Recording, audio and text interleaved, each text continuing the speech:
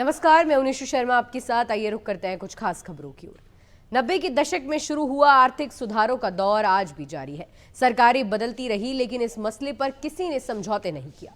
आज भारत दुनिया की चौथी अर्थव्यवस्था बन गई और अब तीसरे पायदान पर छलांग लगाने को आतुर है। इसमें जीएसटी की सबसे बड़ी भूमिका है। राजनीतिक गलियारों में गब्बर सिंह टैक्स के नाम से बदनाम हुआ जीएसटी आज देश की इकोनॉमी का रॉकेट बूस्टर बना हुआ है। आर्थिक विकास के हर पैमाने पर खरा उतरने वाले इस सुधार ने अमेरिका को भी अपनी चकाचौंध में गिरफ्त कर लिया है। अपने गुस्से और हेकड़ी में आकर भारत को डेड इकोनॉमी बनाने वाले डोनाल्ड ट्रंप भी बैक टू पेवेलियन होकर स्वीकारने लगे हैं कि प्रधानमंत्री नरेंद्र मोदी के नेतृत्व में भारत बहुत तेजी से विकास कर रहा है, जबकि अंदरूनी राजनीति के नेता अब भी गाहे बगाहे शोले के गब्बर सिंह वाले टैक्स की दहाड़ को याद करते फिर रहे हैं और जीएसटी देश के आर्थिक विकास के नए मानदंड स्थापित करता जा रहा है।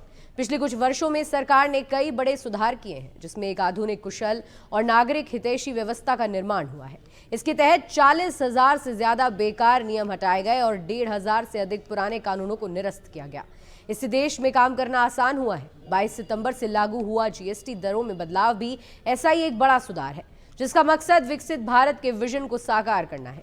स्वतंत्रता दिवस पर लाल किले की प्राचीर से प्रधानमंत्री नरेंद्र मोदी ने देश को आर्थिक सुधारों के लिए तैयार रहने का संदेश दिया था और दीपावली आते आते उन्हें लागू भी कर दिया गया, जिसका असर पूरे देश और दुनिया ने देखा।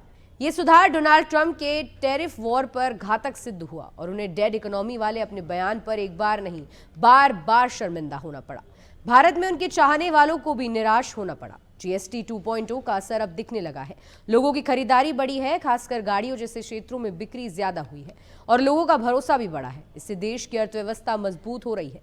नवंबर में यात्री वाहनों की बिक्री में अच्छी बढ़त देखी गई। त्योहारों के बाद की मांग, जीएसटी दरों में कटौती और शादी के सीजन की वजह से गाड़ियों की बिक्री बढ़ी।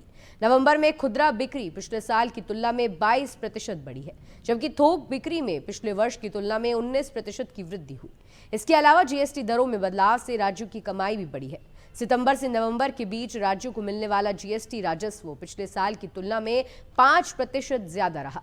चालू वित्त वर्ष के सितंबर से नवंबर के दौरान जीएसटी संग्रह 2024-25 की इसी अवधि में 2,46,197 करोड़ रुपए से बढ़कर 2,59,202 करोड़ रुपए हो गया। सरकार ही नहीं, आर्थिक विशेषज्ञों का मानना है कि जीएसटी सुधार और व्यापार को आसान बनाने की नीतियों से लोगों की खरीदारी और बढ़ेगी। इससे आने वाले समय में जीएसटी से होने वाली कमाई भी ज्यादा होगी। जीएसटी सुधारों के बाद लोगों का भरोसा बढ़ा है और बैंक से लिए जाने वाले कर्ज में भी बढ़ोतरी हुई है। जीएसटी सुधारों के बाद देश की आर्थिक गतिविधियां तेज हुई हैं। सितंबर और अक्टूबर के दौरान ई वे बिल जनरेशन में वार्षिक आधार पर 14.4% की बढ़ोतरी हुई। वहीं अप्रैल से अक्टूबर के बीच कुल जीएसटी संग्रह में 9% की वृद्धि हुई, जो बताती है कि मजबूत खपत और नियमों के बेहतर अनुपालन के चलते राजस्व का मूल स्रोत स्थिर बना हुआ है। किसी भी देश का आर्थिक विकास उसके आर्थिक सुधारों पर निर्भर रहता है। सरकारें आती हैं, सरकारें जाती हैं, लेकिन सुधार की प्रक्रिया राष्ट्रीय हितों से जुड़ी हुई होने के कारण उसमें ज्यादा बदलाव नहीं होता और होना भी नहीं चाहिए। मोदी सरकार ने भी पीवी नरसिम्हा राव के आर्थिक सुधारों को आगे बढ़ाया। उसी का नतीजा है कि आज भारत दुनिया की तीसरी सबसे बड़ी इकोनॉमी बनने की दिशा में तेजी से कदम बढ़ा रहा है।